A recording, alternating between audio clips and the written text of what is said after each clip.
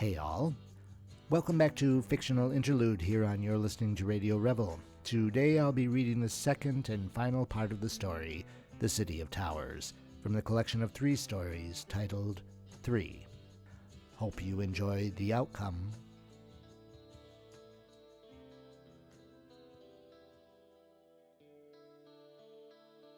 Pilar stayed with Madeline until Pilar's sudden death at the age of 52.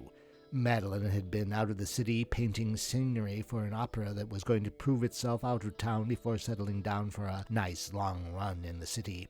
She had that Tuesday morning called Pilar at the home they shared, a modest townhouse with a small garden tucked between 2 of the more reasonable towers in the neighborhood, letting Pilar know she would be returning home later that week, on Friday morning. Pilar was pleased to hear the news because she missed the keep that had grown into a friend. Madeline had already been away 2 weeks. The 2 women chatted excitedly on the phone for several minutes. Pilar had cookies in the oven that she suddenly sensed were on the verge of burning, ending up charcoal droppings at the bottom of the waste can, so cut the conversation short. As she lifted the cookies from the sheet and placed them in neat rows of 4 by 3 on cooling racks, Pilar discussed with herself what she might need to buy for the coming home dinner she would prepare. Pilar was fairly exhausted as she fell into bed that night at 10 o'clock. It had been a particularly hot and humid day. She placed a fan at the foot of her bed, pointing away from her so that the air in the room might circulate without her being directly in its path. She closed her eyes and felt a smile pull at the corners of her mouth towards the wrinkles that only now, lately, had begun forming around her eyes. She remembered that she had to use the toilet, so she sat up and padded into the bathroom without putting on any lights. She immediately wished she had turned on a light, for the flat seemed suddenly quite strange to her, quite unknown. She ignored nature's call, searched through the rooms. Each doorway she passed through brought her into a place she had never seen. She tried the telephone once, didn't know who she was going to call. There was no line anyway, the phone was dead. She went to one window and opened it and was struck by the ridiculous thought that she could fly. In the same moment, for why should such a thought be ridiculous, she was flying, so high in the air that she barely recognized the tall buildings that passed beneath her, the people crawling in the streets like ants. Then she felt incredibly sleepy, could not keep her eyes open any longer, drifted off into a dream.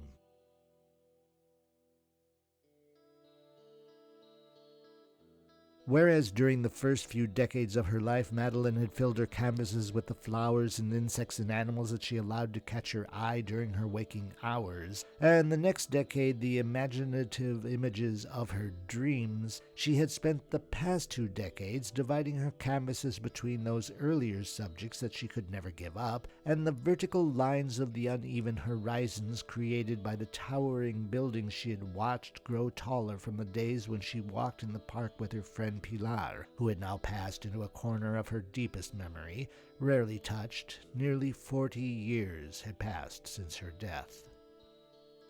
Madeline was what she and others considered semi-retired, which meant she wasn't really working, but that the inheritance from her parents' estate had come thin. She had never been one to plan too far ahead, having always left such considerations in Pilar's hands. She found herself needing to work on occasional projects in order to keep from accepting charitable gifts from well-meaning friends who would never know that such gifts were sometimes desperately needed. She did a bit of work for television on a fairly popular soap opera. Other times she designed costumes for regional theater, but mostly she was beginning to feel tired and was increasingly haunted by thoughts of the twin sisters she had never known, wished she had had by her side. It didn't pay any bills, but she distracted herself by volunteering her time to a small opera company in the city, and it was there that she met Pierce, who unknowingly changed her life. Unknowingly because she would never tell him so, yet knowingly because that was his purpose in life anyway, to help others change their own lives.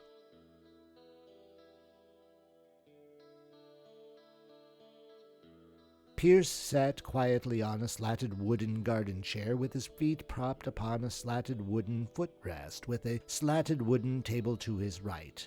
The 3 pieces of yard furniture were painted enamel white, easy to hose down, with 2 other chairs like the one he was stretched comfortably in, and a 2-person love seat. They made up a set, armrests and fanned backs and print pillows for outdoor comfort.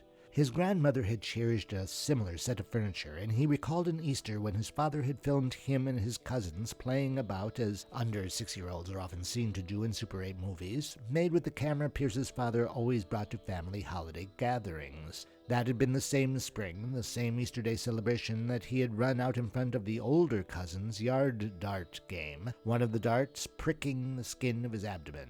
He found himself embarrassed as he lowered his pants in front of Aunt Maxine so that she could evaluate the severity of the puncture, apply iodine, place a thick band-aid over what was judged to be a surface wound. The garden was not so large. The 5 pieces of furniture filled the space comfortably. It was between 2 houses, and a tall brick wall surrounded it on all sides. Attached to this wall was a trellis upon which grew grapevines and ivy vines and a variety of other climbing, flowering plants. The ground was covered with carefully fitted, irregularly shaped flagstones of various colors with rough surfaces. Grass was allowed to grow in the joints between these stones, though weeds were not.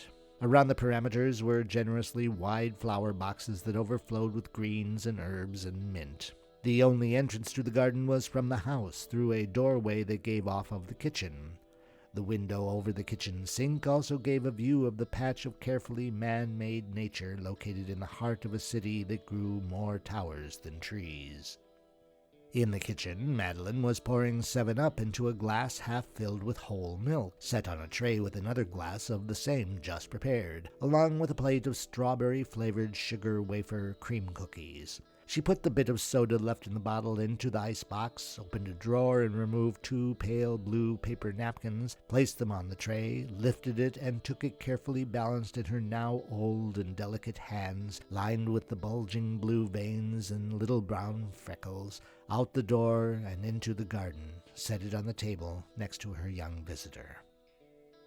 Madeline had invited Pierce to spend Saturday afternoon in her garden because she loves so much talking to him, not only because he seemed to be listening to her ideas, but also because he tried to understand them. His comments helped her to send those ideas out into new directions. The many hours they had spent together in the scene shop painting on scenery were fast-moving, sped by. She attributed this to the lovely time they spent conversing, rather than the acceleration that often comes when one is nearing the end of life. Today, this warm and pleasant Saturday, she especially wanted to share something with Pierce that she herself had not yet investigated, which she did not feel comfortable talking about in the shop where anyone else working nearby might be able to eavesdrop. The matter in question involved her having had the impulse to go through an old lockbox full of papers she had had since she was a child. This box was always one of those things that occupied a corner of that upper shelf in the closet, and was always one of those things that she meant to go through and maybe even discard. She thought she had lost the key for the little silver padlock, couldn't bear to break it open, couldn't consider throwing it out without first reminding herself what she had hidden inside. Oh, she knew that, in general, it probably contained some old letters and long-dead poetry, but she also suspected that there was some surprise awaiting her in the depths of that little lockbox. She had waited for the day when the surprise would be welcome, when she would be ready for it. She found herself ready for it on Monday, when, on going through a pile of old costume jewelry and a never-used jewelry box on her dresser, looking for ideas for a new canvas she had bought, she discovered the little silver key on a little silver ring that fit snugly into the little hole in the little silver lock. A click later, and the box of mysteries was open.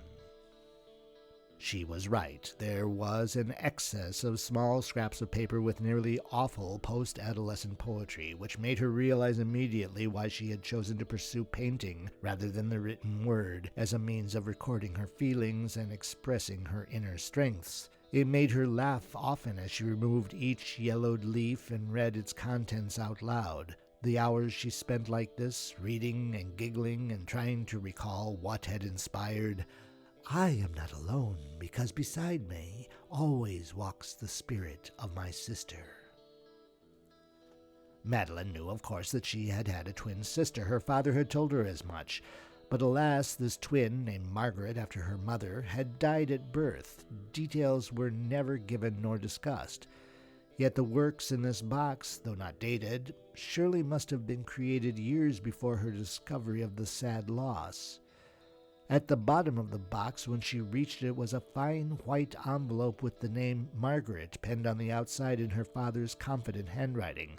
She did not know how she had come to put this envelope meant for her mother in the bottom of this box, but she had no time to read it just then. She had to get to the theater. She was already a painful 30 minutes late, would be 45 when she finally did arrive. On an impulse, she slipped the letter into her handbag as she rushed out the door. And the traffic proved to be characteristically heavy, so that Madeline found herself worrying during the entire taxi ride that the designer, despite their decades of knowing one another and working together and their subsequent friendship, would be justifiably angry with her. Rather than giving her a piece of his mind, he would instead refuse to acknowledge her presence, as was his behavior with someone who had irked him. This, of course, was always worse, because one was never really sure what he wanted unless he were willing to answer questions, which was his way of communicating his designs into reality, and also helped serve his egocentric personality of being a self-made teacher. When Madeline did arrive, she was pleasantly relieved to find herself right on time. The clocks had been set back over the weekend, and she had not done so. She appreciated the extra hour added to her life, feeling its significance deeply without knowing that she would not live to see the hour taken away in the spring that was to come. Pierce had had the letter in his bag since Monday when Madeline gave it to him in the shop and asked him mysteriously if he would read it before coming to lunch on Saturday. He had not had time, however, to look at the note enclosed in the crisp, dry envelope marked Margaret in fading blue-black ink until just yesterday, Friday. When he came in after passing several hours with friends, drinking and laughing and dancing, he found himself too tight to go directly to bed, mostly for fear of bad dreams. He began digging in his bag, looking for a cigarette, and came across the letter, forgot the tobacco, as he sat and read. My dearest Margaret, it is true to say that you never knew me, though for years we shared a spiritual bond. Physically, we were never as close as I would have wanted us to be under different circumstances. That has not lessened the warmth I feel for you in my heart when I turn my thoughts to who you could have been. It was so melodramatic the way in which you died, strangled, as it were, by the lifeline that connected your sister to your mother. I was told that it was best to forget you had even existed, that I had a daughter, beautiful and healthy, that the loss could not be blamed on anything but a chance of nature. Yet I have found it impossible to forget that you existed, for you have filled every second of my life. You are a part of me, as I am a part of you. The tragedy for me has been that I have always known that you would never hear the words, my daughter, from my lips, nor would I hear father from yours. I am sure that had there been the chance for such, we would have repeated those words as often as the time together would have allowed us. I love you, Margaret, my daughter. Papa. Madeline was shocked as she listened to Pierce read those words to her. As the chimes of the cathedral struck 7 and the light in her garden began to fade significantly, she suddenly recalled the letter that had been addressed to her, the one addressed to the police, the mutilated body of her mother lying on the bed, the strange, strained funeral, the disbelief and anger and guilt. She remembered the phone call made 61 years ago and the 3 white envelopes fanned out on her lap. She recalled locking the one meant for her mother in the box of poetry where no one, not even she, would suspect its existence. She recognized the years of dust she had laid over the memories of a springtime day so long ago, and the nightmarish screams of the bloody-mouthed she-ant chewing banana leaves in the deep guts of a towering castle. These memories came rushing out of her mouth. Her eyes sparkled with tears. Pierce listened patiently. She told him that this letter, she had been mistaken.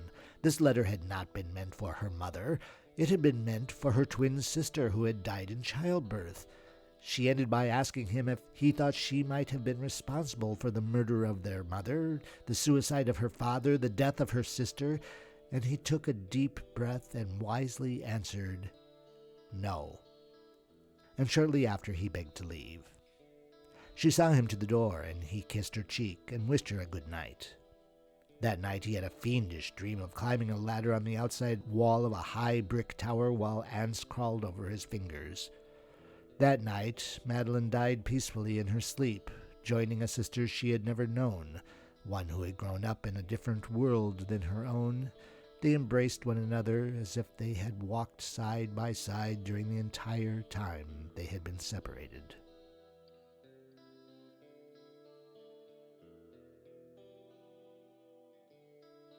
Sarah could not believe any of this was truly happening to her. She could not believe, firstly, that she was waiting in a strange airport in Malaga to board a flight to Madrid, then change planes again to fly to Barcelona. She cursed herself for feeling angry at Pierce. She cursed herself for accepting the responsibility from his father to go to Spain and deal with the legal matters and the books and papers and life he had left behind. She cursed him the moment she had received the call from the Spanish civil police on Tuesday that Pierce had died.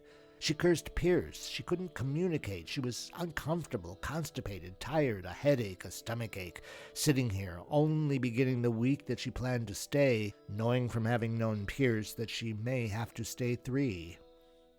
After having walked around the house for several minutes following the police call, she had decided the best way to deal with her shock and disbelief was to begin the long series of calls to friends, repeating the news of Pierce's passing as many times as it would be required to sink her into a dull state of acceptance. After having made a half-dozen phone calls and listening to remarkably the same reaction from everyone, it suddenly occurred to her that perhaps his father didn't yet know. There is only space for one contact in the passport, and she must have been it. As she was reaching for the phone, it rang, and perhaps this is why, though Pierce had been her lover for over 7 years, she did only begin to weep upon answering that call. She could not control herself for some time. Pierce's father already knew. He had called Sarah to confirm. They wept into handsets over miles of fiber optics. It was in this moment of weakness that Sarah had agreed to go to Spain and see to Pierce's funeral and things. Finally, sitting on the airplane, waiting for clearance to take off, a stewardess passing with the newspaper, Sarah absently accepting it, dismayed to find it to be in Spanish. She could only flip mindlessly through the pages and look at the pictures. The journey had been long and exhausting. A taxi to the bus depot, a bus to the airport, a plane to Spain, 2 more within the dreaded country she had always refused to visit because Pierce had constantly told her that it was primitive. She refused a coffee offered in the stewardess's next round and reclined in her seat thinking that she might catch some sleep. She plugged herself into her Walkman and began listening to the same loop she had been since yesterday. Buenos dias. Gracias. ¿Dónde está la estación? ¿Cuánto es? La cuenta, por favor. Someone tapped her on the shoulder. She was irritated by the constant stimulus doled out by the flight crew. Why couldn't they see that she was asleep? Or was it that she slept in English and the Spanish crew didn't understand what she was doing? She decided to ignore the summons to attention and pretended to be sleeping profoundly, but whoever was doing the tapping was tenacious, and she knew that if they were not on the point of either landing or crashing, that she would have some acid words to say, the tone, if not the meaning, conveying her ideas. She opened her eyes and turned slowly and found herself looking into the face of a truly ancient woman. The woman had an expression so sweet, so concerned, so full of guidance that Sarah felt her ire melting away along with her sleepiness. She suddenly wanted some stranger to listen to the entire dull, heartbreaking story, and this one seemed to be all ears. Sarah did not weep openly as she spoke, though her voice did quaver from point to point, and she did have to wipe her eyes a couple of times. She thought how like a movie it was, as the old woman took her hand and held it tightly between her own two that seemed to be chipped from crystal. This elderly woman made no comments during the telling, simply smiled and nodded from time to time.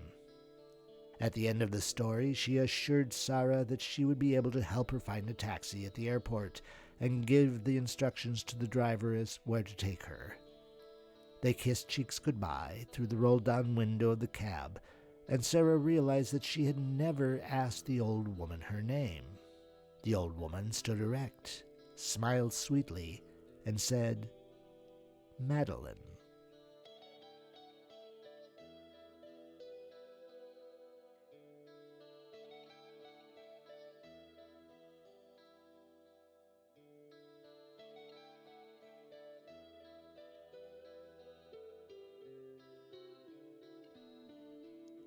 You're listening to Radio Revel. Listen, like, subscribe, and share.